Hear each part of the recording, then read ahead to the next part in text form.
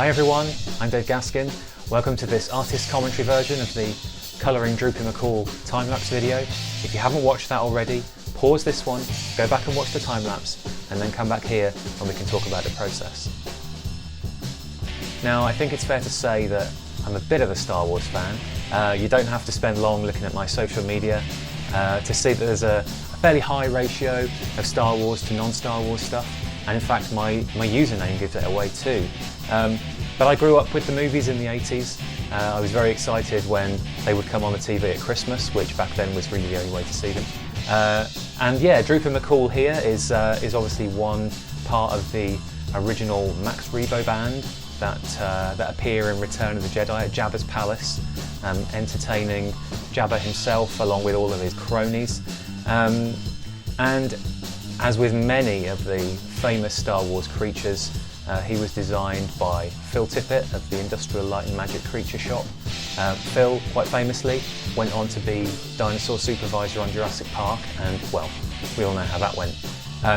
And so yeah, I grew up with the movies in the 80s, specifically the theatrical versions, until about 1997 when they specialised the trilogy, and the song that the Max Rebo band performed was changed.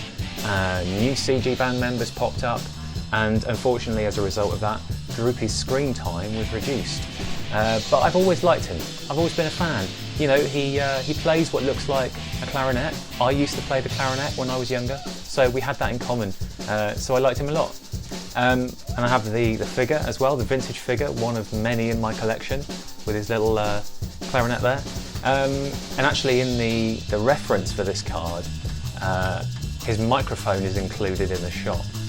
But an infamous and popular problem with the vintage figure is that his microphone is often missing. So in a little nod to vintage collectors out there, I decided to leave his microphone out of the card that I was drawing.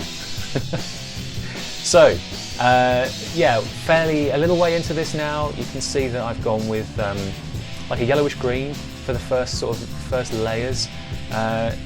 With Droopy not being a human character, the pressure to get lightness right and to get those skin tones looking absolutely perfect is vastly reduced, and that's part of the fun of drawing creatures compared to the main cast where everybody knows what they look like. People are perhaps less familiar with the wrinkles on Droopy himself, so it offers a little bit more leeway and actually makes it a bit more fun because you can just play around. And so in the reference, his head is a little bit more pink than his body, I assume because he's focused on playing so much. I used to have the same problem. Used to overplay the clarinet a little bit, went a little bit red in the face. So it's a similar thing here. His face is kind of pink. You can see from the colours that I chose at the top there, the greens on the very left were intended for his body. For the Copic users out there, I think it's YG91 and YG93, I think, with the colours that I initially chose for those.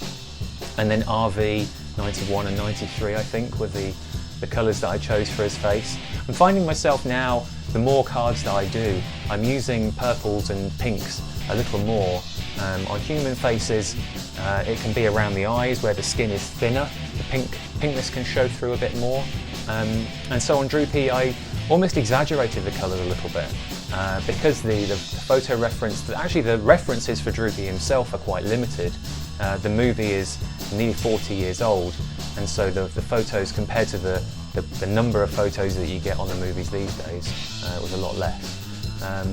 And the colours were fairly muted, and so what I often do, if I think it might benefit, is to bump up the saturation, which these days you can do it on your phone. You know, you can edit saturation, the brightness, the contrast, all sorts of stuff. It's the sort of thing that I do in Photoshop quite a bit when I'm editing things. And by bumping up the saturation, you can often spot colours that perhaps weren't that noticeable initially. And at the same time, I'm also finding myself adding colours. So I've added a little bit of blue. You can just about see it in that close-up there. And you can see in the pens along the top, in fact, I've added a couple of blues. I think initially they were to use on shiny reflective parts of the musical instrument that he's playing, but also I decided to add a rim light, which is the light around the very edge of his head. So yeah, exaggerating those colours, and then you can see other colours I have, sort of standard, you know, flesh tone colours, almost sandy coloured I think. I think generally his body is kind of a yellowish green colour, and so those are the colours I decided to go with there. I'm actually quite a way through this video already, although it's in real time I think it was about 30 minutes to colour this card, which surprised even me.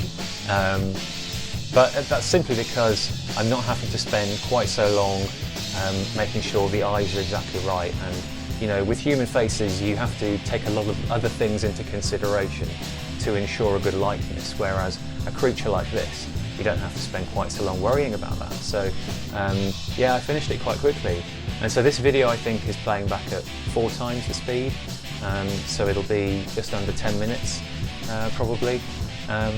So yeah, quite a way through.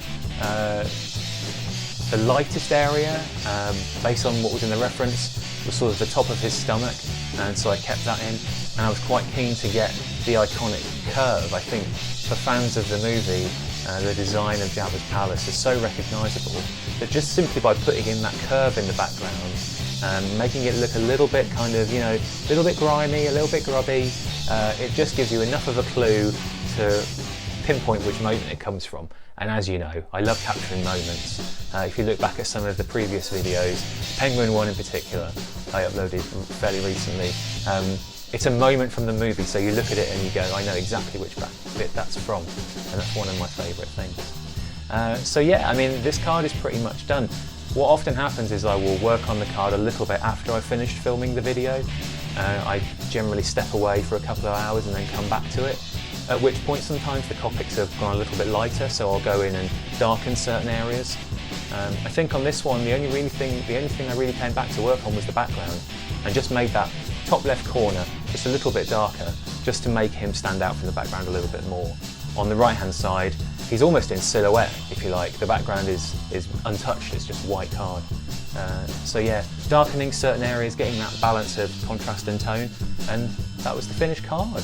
So yeah, I hope you enjoyed that. It was a bit of a whistle-stop artist commentary this time, but hopefully you picked up something useful. If you have any questions, drop them in the comments below. Thanks for watching as always. If you like this video, maybe give it a thumbs up, maybe subscribe if you fancy it, and hopefully I'll see you on the next one. Cheers!